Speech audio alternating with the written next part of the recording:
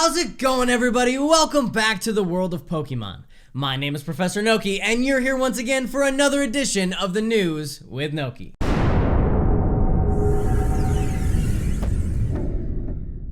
In today's stories, we have to discuss the most recent leak that reveals that there very well could have been another game that came out alongside Pokemon Yellow way back in Generation 1. Along with that, we got the news that Pokemon Rumble Rush will be shutting down its mobile service after only 1 year of the service being online. Then, over in the Marvel world, it would appear as if many of the cast and crew members of the Marvel projects have gotten cabin fever as of late and have actually gone leaking into many of their own projects. And for the story of today, I have a very important channel update coming your way. So, without further ado, on to the news! Where starting today, we must talk about the brand new leak and reveal of the potential game that we all could have gotten way back in Generation 1 called Pokemon Pink. This brand new leak is actually coming from the same source that brought us the Gold and Silver Space World demo, along with all of the Gen 1 beta Pokemon. And it divulges that there actually was code for another game that would have partnered alongside Pokemon Yellow that would have featured Clefairy or maybe Jigglypuff. Though Clefairy is the most likely candidate, as it has been known for some time that the Pokemon was considered for being one of the mascots of the overall franchise before they eventually chose Pikachu. And the Pokemon Pink game would have also included the exact same following Pokemon mechanic as Yellow, along with many of the same anime audio files, with Clefairy saying its own name like Pikachu did in Pokemon Yellow. Next up today, we have Pokemon Rumble Rush, which has actually been announced to be shutting down as of July 22nd this year, which is only 14 short months after the service actually debuted last year on all mobile platforms. And as of right now, there has been no further detail given as to why the service is being shut down. However, it could very well be due to the overall lack of popularity among Pokemon fans. Though it was announced that any of the unused in-game currency will be refunded after the July 22nd date. Though, wrapping things up for Pokemon, we have a bit more positive news, which is that an Animal Crossing player in New Horizons has actually went through the extensive work of recreating the Johto region on his island, including things like items, Pokemon sprites, routes, towns, and so much more. And if that wasn't enough, they also crafted themselves their very own custom designed one-piece Cyndaquil suit to travel around the Johto region in. From my own personal experience with the Animal Crossing game, and I know many of you can relate, this feat is incredibly difficult to even consider or achieve, so my hat's off to any person who goes through this amount of time and effort to do something so incredibly creative. And now on to Marvel, where, as I said before, some of the cast and crew of the Marvel projects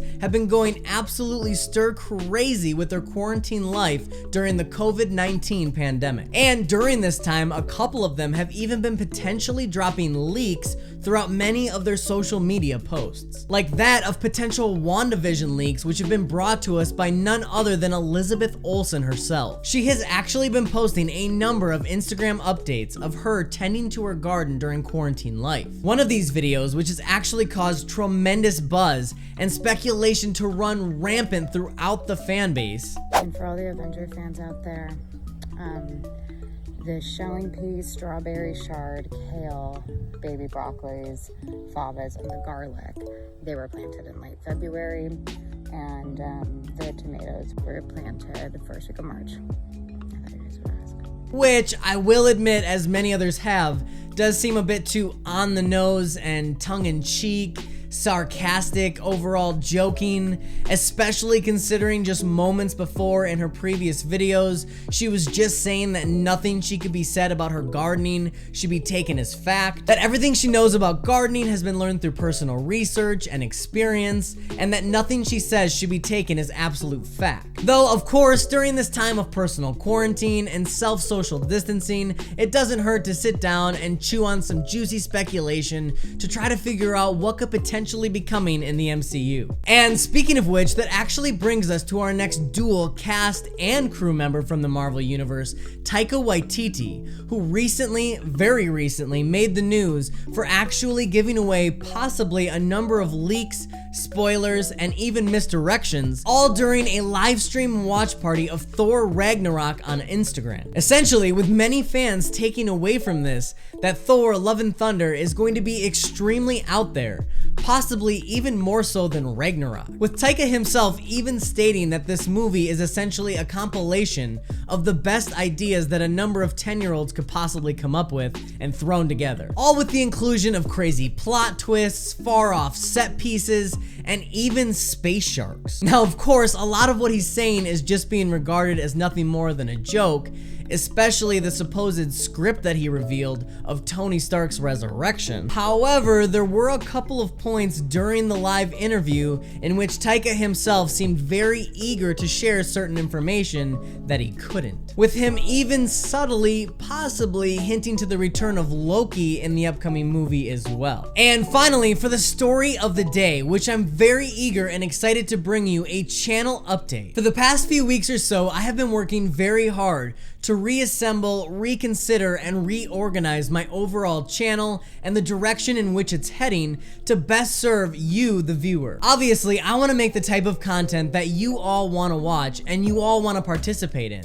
So I've made a number of changes to the overall flow and direction of this channel. Starting with Noki Talks, where you might have noticed an increased number of News with Nokis. I now plan to upload 3 News with Nokis each week, changing next week to Monday, Wednesday, and Fridays. However, either Wednesday or Friday could potentially be cut if it is indeed a slow week for news stories. And I'm extremely excited to be delivering you all the news more times throughout the week, which will actually allow me to bring you more up-to-date news stories, even allowing the overall videos to be much shorter than previously and more digestible for most viewers. On Noki Plays, I have a brand new streaming schedule that will be going live next week. Of course, for Sundays, you can always count on my family's Sunday Fun Day at 7 p.m. Central Daylight Time. Monday morning at 6 a.m., I'll be bringing you all my Minecraft Mondays. Tuesday morning at 6 a.m., join me and vote for which game I'll play in You Pick Tuesday. Then, Tuesday evening at 9 p.m., join me once again for my brand new streaming series of Animal Crossing. Wednesday mornings at 6 a.m., I'll be back in Pokemon Sword and Shield for even more shiny hunting. Thursday mornings, like this morning, I'll be live at 6 a.m. in Pokemon Mystery Dungeon. Then, starting next week on Thursday nights at 9 p.m., I'll actually be going live in the PC game No Man's Sky. Friday nights, don't miss out at 7 p.m. for our family's max raid battles. Then, on Saturday evenings at 7 p.m., I'll be bringing you all a brand new streaming series